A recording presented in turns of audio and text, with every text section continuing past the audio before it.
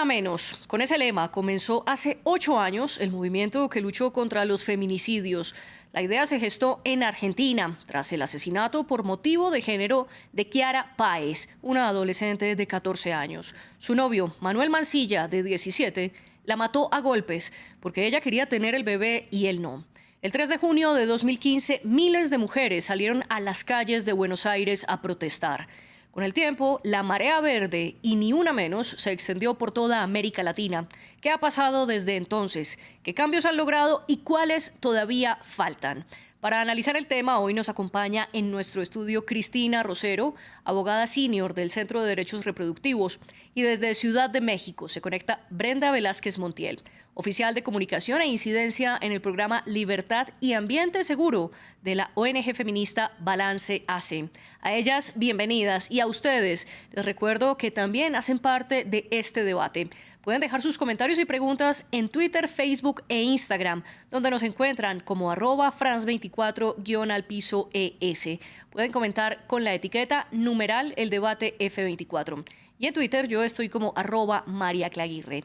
No olviden que todos los contenidos del debate están disponibles en Apple Podcasts, Spotify, Deezer y TuneIn.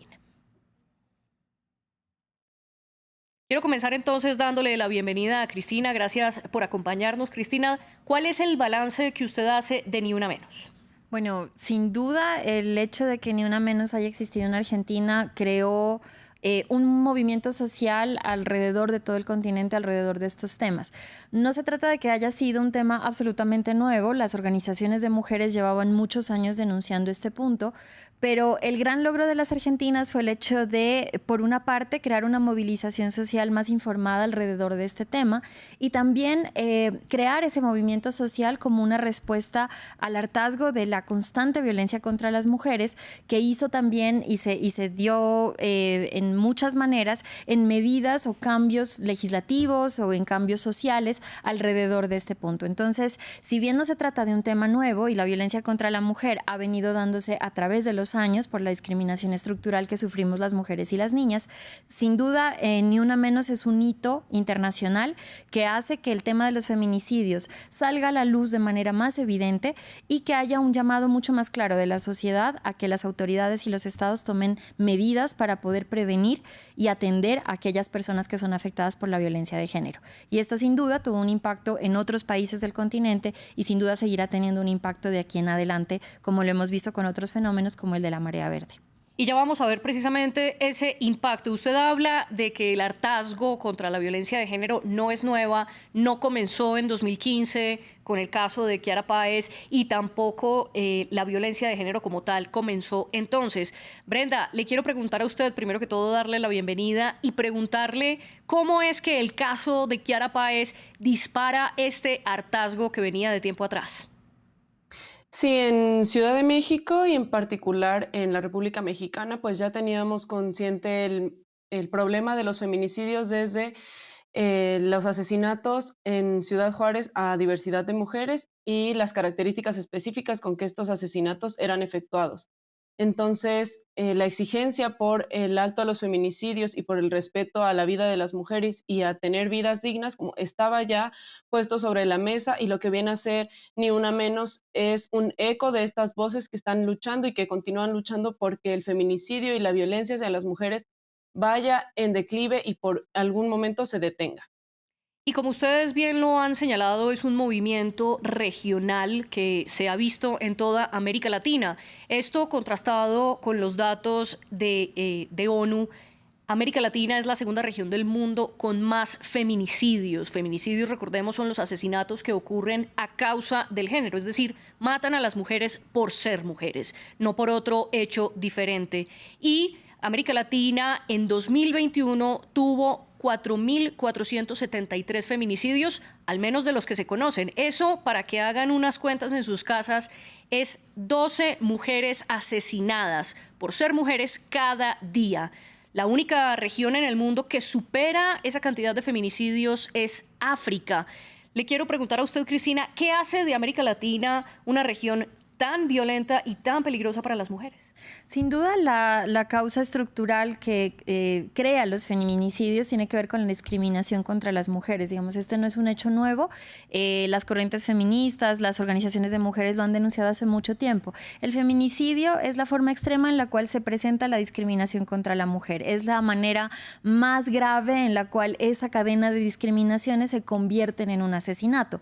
Pero un feminicidio se puede empezar a gestar desde una relación en la cual un hombre tiene una serie de concepciones sobre las cuales considera que la mujer es de su propiedad, que puede controlar la manera en que esta mujer se comporta, que puede tener un absoluto control de cuáles son las decisiones de la vida de esta mujer, y cómo eso se va viendo en lo que mal llaman en algunas ocasiones micromachismos o microviolencias, que se van presentando, digamos, de manera diaria o permanente en la cotidianidad, y que en muchos casos normalizamos, ¿no? Hay casos en los cuales un chiste machista puede parecer que es una exageración de denunciarlo, pero lo que nosotros hemos visto con el tiempo y lo que se ha denunciado a través de las décadas es que esas pequeñas cosas van sumando a una cultura en la cual se tiene poco respeto por la vida de las mujeres y que los hombres siguen pensando en una superioridad, que finalmente se termina presentando como una serie de discriminaciones que pueden generar esa violencia. Entonces, en últimas, las causas estructurales se siguen presentando, y es el hecho de que la discriminación contra las mujeres se tiene que seguir combatiendo, y de esta manera se podrá controlar mejor la violencia que se presenta contra ellas. Entonces, muchos organismos de derechos humanos como la Comisión Interamericana, los comités de derechos humanos de Naciones Unidas han hablado de esta relación entre la discriminación contra las mujeres y cómo esto se lleva a una forma de violencia, pero mientras no sigamos, digamos, mientras no tengamos unos elementos de prevención que ataquen ese punto central, las formas de violencia todavía van a seguir presentándose y va a ser difícil seguirlas atajando. Por lo tanto, esto empieza por un cambio cultural que vaya desde esta causa estructural para poder transformar aquello que es lo más grave, que son los feminicidios. Entonces, nosotros podemos estar hablando de unas medidas más específicas de atención a las víctimas, las medidas urgentes que las personas que son víctimas de este delito necesitan, pero esto es apenas una parte de las transformaciones que culturalmente y socialmente necesitamos para ir hacia una sociedad en donde menos mujeres sean atacadas por estas causas. Usted apunta a un elemento muy interesante y es el cambio cultural que se necesita para que las mujeres sean respetadas y cese la discriminación mucho antes de que llegue al caso extremo de ser un feminicidio. Brenda, Ni Una Menos ha contribuido a ese cambio cultural que se necesita. Sí, sin duda, entre Ni Una Menos y otros movimientos que se han gestado, lo que se ha contribuido es que las organizaciones de mujeres se fortalezcan justo para frenar la violencia. Como lo mencionabas, entre datos estadísticos, al menos en los últimos 4 años en Ciudad de México, los feminicidios no han disminuido. Tenemos que en 2020, que fue el año de la pandemia en el que tuvimos que recluirnos en nuestras casas, que muchas compartimos con quienes son nuestros agresores o con quienes nos han agredido, el número de feminicidios anuales en Ciudad de México solamente subió a 82 feminicidios a lo largo del año. Y si lo comparamos con las sentencias condenatorias que llegan para este mismo delito, la cifra es mucho menor. Entonces, en ese sentido, también este tipo de movilizaciones como Ni Una Menos, La Brillantada, No me cuidan, me violan y muchas otras consignas que hay dentro del movimiento para detener la violencia contra las mujeres han servido para fortalecer que no es suficiente actuar cuando ya el feminicidio se ejecutó, sino desde la prevención y cambiando desde antes la violencia estructural que solventa que haya feminicidios día tras día. Es decir, la violencia familiar, la violencia institucional, la desigualdad social, la precarización y el empobrecimiento de las mujeres, todo el estigma que existe alrededor de aborto, son muchas las causas que contribuyen a que diariamente la violencia feminicida siga escalando y que las violencias se sigan reproduciendo y lleguen a niveles tan altos como un feminicidio. Pero si la violencia feminicida ha seguido escalando, como usted misma lo dice, y especialmente como se vio durante la pandemia, entonces, ¿cómo ha contribuido Ni Una Menos a ese cambio cultural? Y si ha habido un cambio cultural, ¿por qué aumentan los feminicidios? Es un fenómeno bastante interesante porque también nosotras observamos que, por ejemplo, en marzo, que es el mes en que se celebra el Día Internacional de la Mujer, más bien en el que se conmemora, el número de agresiones, de violaciones y de feminicidios aumenta exponencialmente durante el mes de marzo.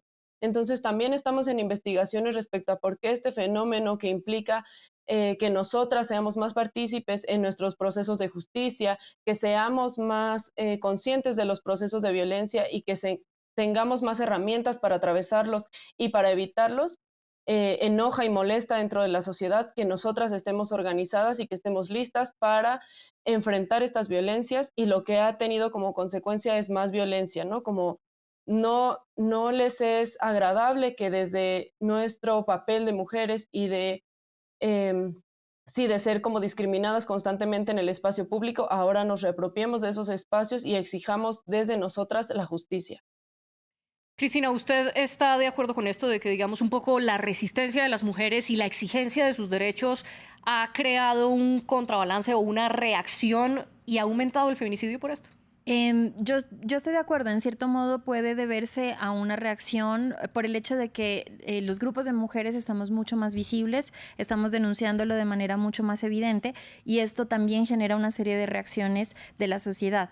Otra de las causas a las que yo me sumaría, más allá de lo que ya mencionó Brenda, es también el hecho de que precisamente el hecho de que se entienda mejor de qué se trata el feminicidio también puede facilitar el hecho de que más casos sí se coloquen en las estadísticas como tal. Nosotros podemos pensar en el caso colombiano, en muchas organizaciones que por muchos años vinieron hablando de feminicidio, pusieron este tema en el radar. Hay muchos casos en los que las organizaciones llevaron unas cifras, dado que las cifras oficiales no reflejaban esas realidades.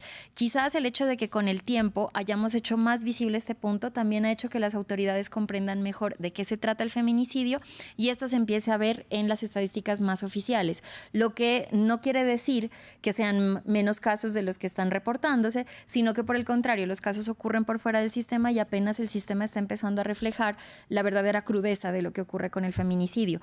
Sin embargo, por ejemplo, en el caso de Colombia, en el año 2022 se habla de 619 feminicidios. Las mismas organizaciones dicen hay muchos casos adicionales de los que podemos no estarnos enterando, pero que precisamente porque en el hecho de que las organizaciones denunciaron que es un feminicidio, exigieron una ley en ese sentido y por eso tenemos la ley Rosa Elvira Celi, que es la 1761 del 2015. Con estos procesos lo que estamos haciendo es logrando que esos casos que no salían a la luz ahora se conozcan, se entiendan como feminicidios y se procesen como tal. Y aún nos queda una brecha porque muchas autoridades judiciales, muchos funcionarios no necesariamente han acogido este tipo de directrices y todavía muchos casos pueden estar por fuera. Entonces creo que se puede deber a esos fenómenos concurrentes, el hecho de que sea más visible y haya una reacción violenta por el hecho de que las mujeres lo denuncien, pero por el otro lado el hecho de que el trabajo de las organizaciones ha hecho que muchos casos que antes no estaban en las estadísticas, ahora sí aparezcan oficialmente en las cifras. Y precisamente una de las intenciones de Ni Una Menos en todos los países de América Latina ha sido impulsar tener datos concretos sobre los feminicidios. Esa ha sido una de las luchas y una de las líneas de batalla más duras que se han dado. Le quiero preguntar a usted, Cristina, ¿por qué es tan difícil encontrar datos certeros de los feminicidios? Bueno, primero porque la definición misma del feminicidio tomó un tiempo para que se tome en cuenta y para que las autoridades la acepten, ¿no? Hasta muchos años, por muchas décadas, muchos grupos de mujeres tuvieron que enfrentarse a los debates de no existe tal cosa como un feminicidio porque a nadie la matan por ser una mujer. Y creo que eso pasa por el hecho de que se desconozca la discriminación estructural de las mujeres. Cuando una persona empieza a conocer cómo se empieza a dar en todos los aspectos de la vida una serie de discriminaciones que nos excluyen de los ámbitos laborales, educativos, que nos excluyen de los escenarios de poder, de la dirección de las empresas, de otros aspectos, es cuando se empieza a entender mejor por qué la discriminación puede terminar en violencia y por qué un feminicidio es la forma más clara de la expresión de esa violencia. Entonces creo que ha habido un camino como sociedad para poder comprender que un feminicidio como digamos, como una definición, como un concepto existe y que se debe a esa discriminación estructural. Todavía existe una serie de resistencias. Yo creo que muchas organizaciones han hablado de esto por años y todavía nos encontramos en escenarios en los que tenemos que volver a las explicaciones iniciales de, oigan, esto ocurre por estas razones. Estas son algunos indicadores que nos llevan a hablar de un feminicidio.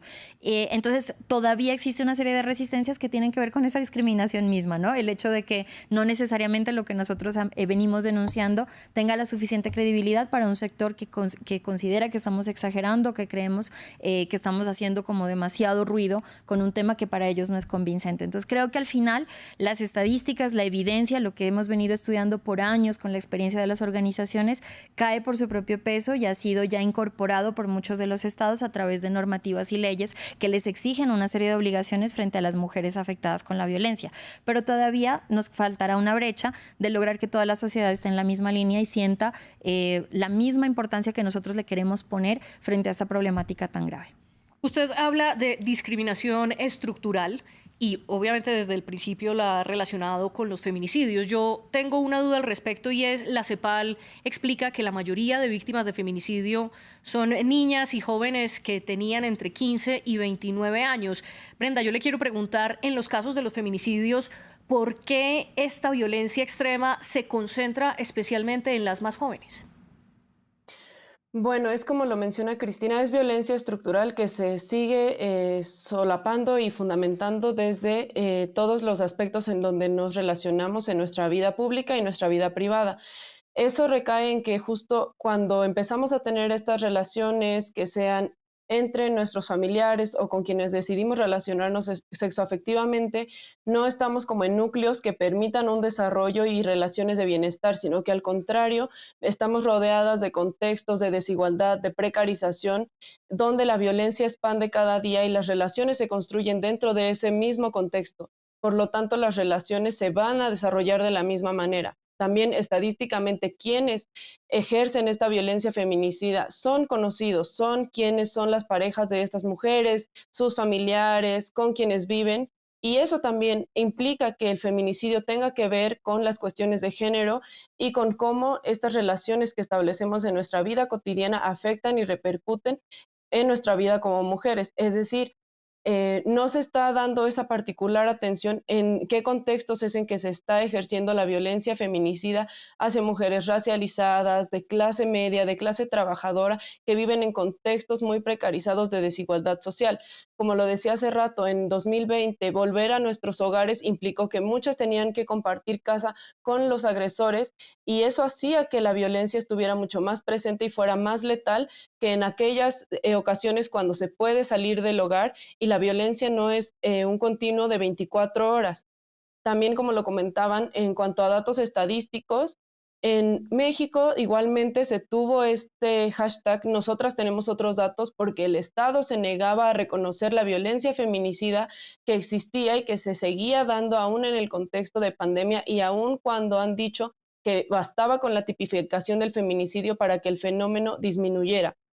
Como dice Cristina, la tipificación de feminicidio es reciente y ha costado que se admita como un delito aparte del homicidio y que se distingan los sesgos de género que implican las muertes violentas de las mujeres.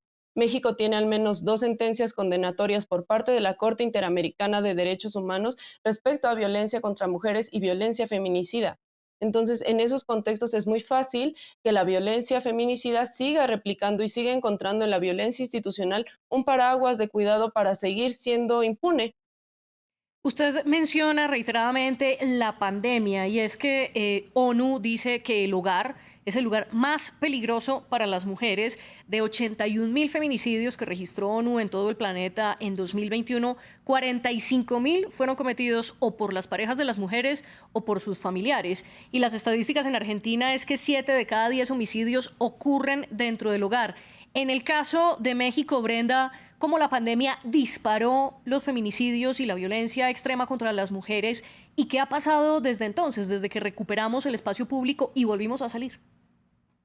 Lo que pasó en la pandemia fue que los feminicidios se dispararon, como mencioné, 85 feminicidios durante el año 2020, tan solo en Ciudad de México, y lo que hizo el Estado fue decir que no estaba pasando, que las cifras eran menores y que justo nosotras desde los movimientos feministas y de acompañamiento a víctimas estábamos exagerando las estadísticas.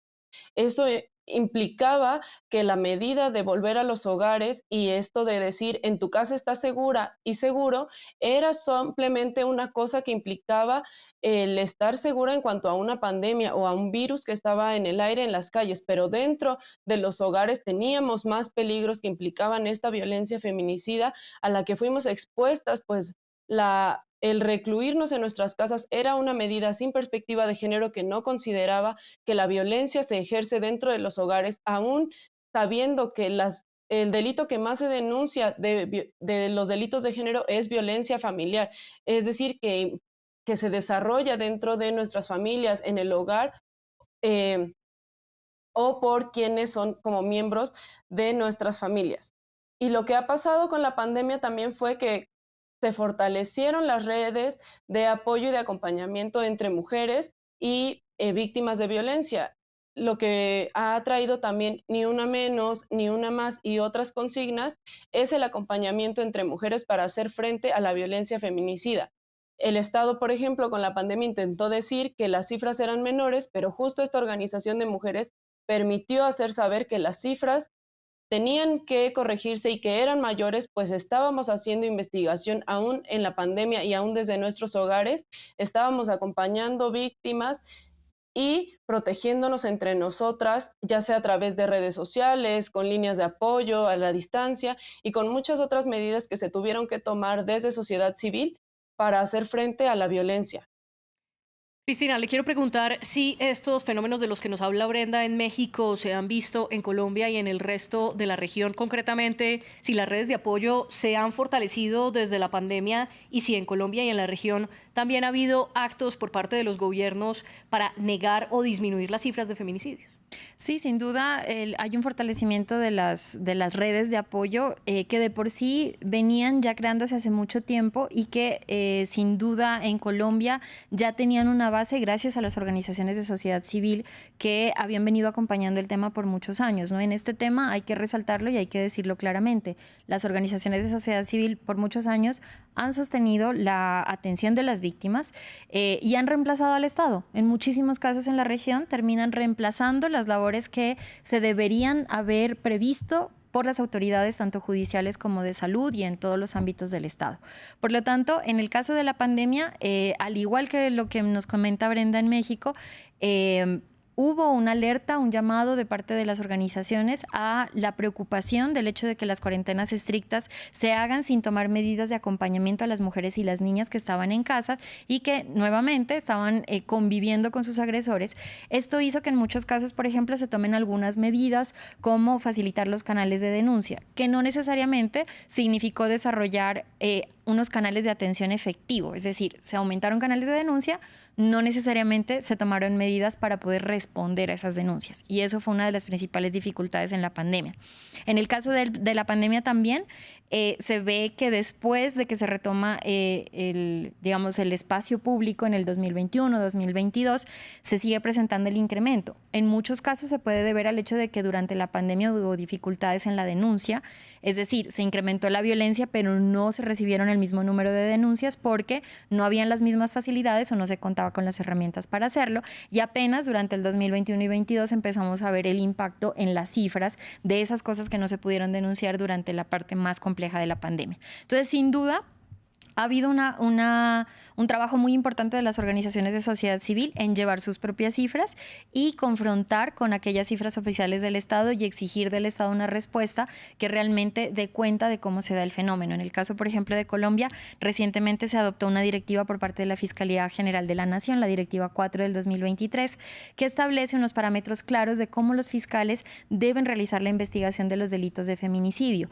Y en esos casos, por ejemplo, resalta cómo estas entidades y estas autoridades judiciales tienen las obligaciones de debida diligencia reforzada. Esto quiere decir que si uno conoce un caso, los fiscales deben actuar por su propia cuenta, es decir, no esperar a que llegue una denuncia, sino actuar de oficio y que tienen que partir de la presunción de que se trata de un feminicidio y a menos que tengan elementos suficientes para descartarlo, solo en ese caso no usar la tipificación.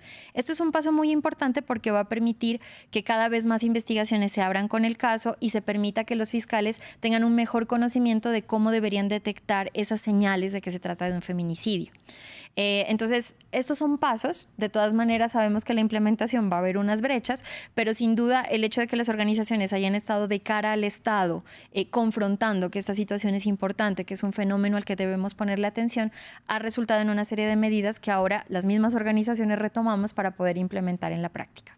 Y Cristina, ¿qué tan preparado está el sistema judicial de América Latina para tipificar un feminicidio?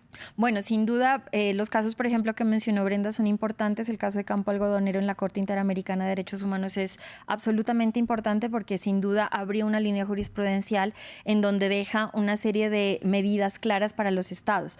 No solamente el hecho de que hay una debida diligencia, es decir, los estados deben encargarse de realizar la investigación tomando en cuenta esta discriminación estructural y cómo influye en el resultado de la muerte violenta de las mujeres, cómo ese contexto estructural también influye en la falta de atención, en la negación de la credibilidad de los testimonios de las víctimas, en la falta de urgencia en la búsqueda de las mujeres que están desaparecidas, por ejemplo. Entonces, esta serie de estándares aclaran que los estados tienen esa serie de obligaciones que no solamente van a la atención, sino también en la prevención y en la atención de las mujeres que han sobrevivido, que han sido víctimas de una tentativa o sus familiares que también son víctimas de feminicidio. Entonces, hay una serie de estándares que nos dejan claras las obligaciones, pero nuevamente se necesita una serie de medidas en la implementación que requieren una voluntad política y una voluntad administrativa y en general grande de los estados, que por lo general las organizaciones seguimos reclamando.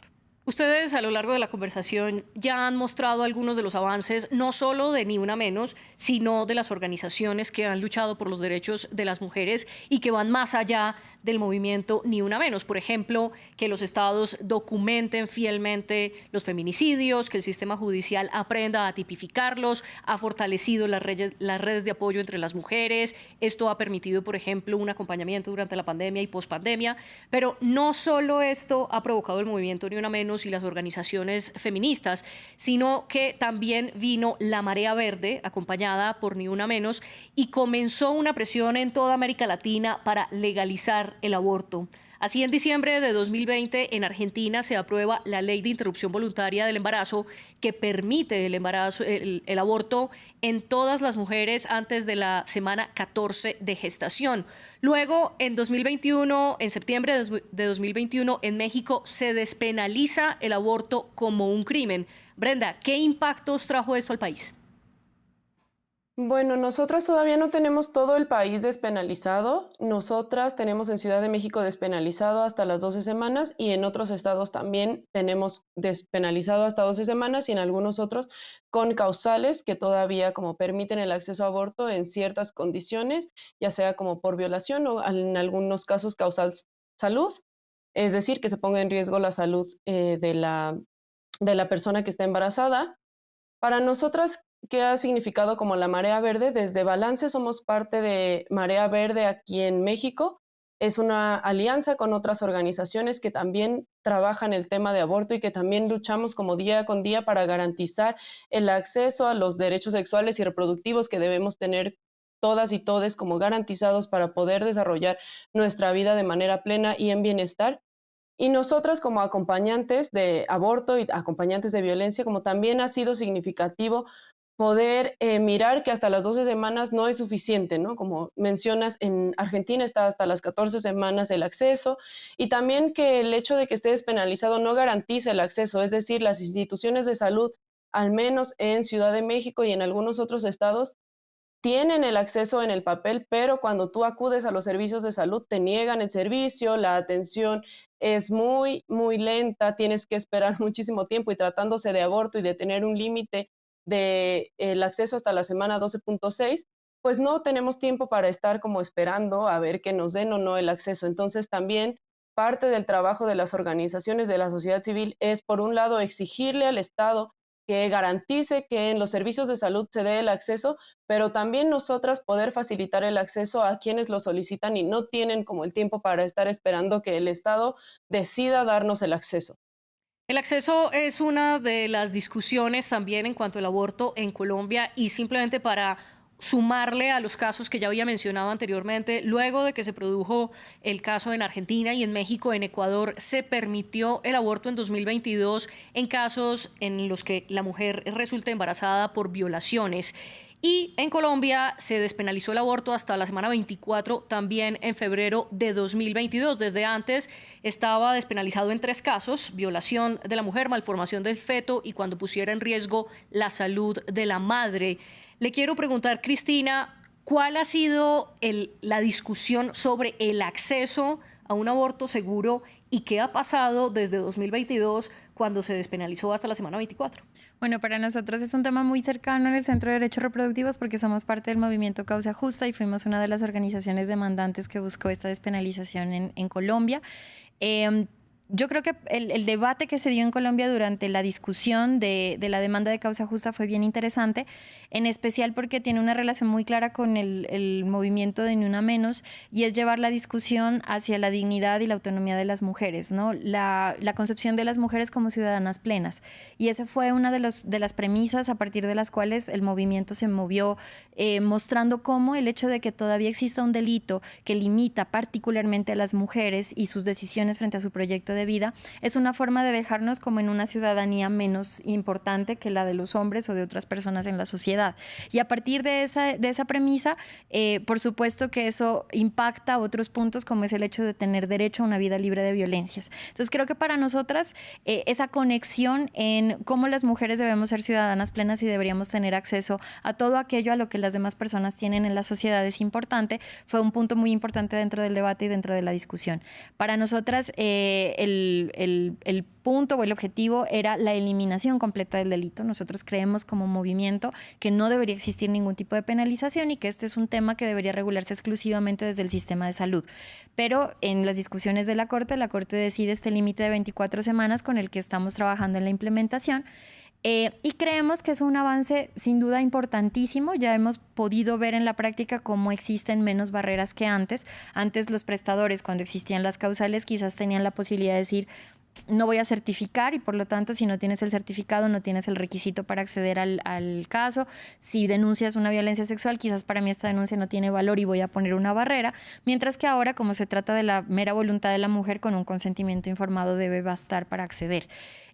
Esto no significa tampoco que automáticamente todos los problemas y las barreras estén solucionadas, pero sin duda sí hay unos pasos adelante y hemos podido ver cómo cada vez más mujeres acuden al sistema de salud y han obtenido una respuesta más favorable, más allá de que las barreras existan aún. Cristina, muy brevemente, aprovechando que usted es del Centro de Derechos Reproductivos y que tiene también una visión más latinoamericana, le quiero preguntar cuál ha sido el impacto de Ni Una Menos y las organizaciones feministas en países donde, por ejemplo, el aborto está totalmente restringido, como en El Salvador, donde se penalizan incluso abortos naturales, espontáneos, o en Haití, Honduras, Nicaragua y República Dominicana, donde el aborto está totalmente prohibido.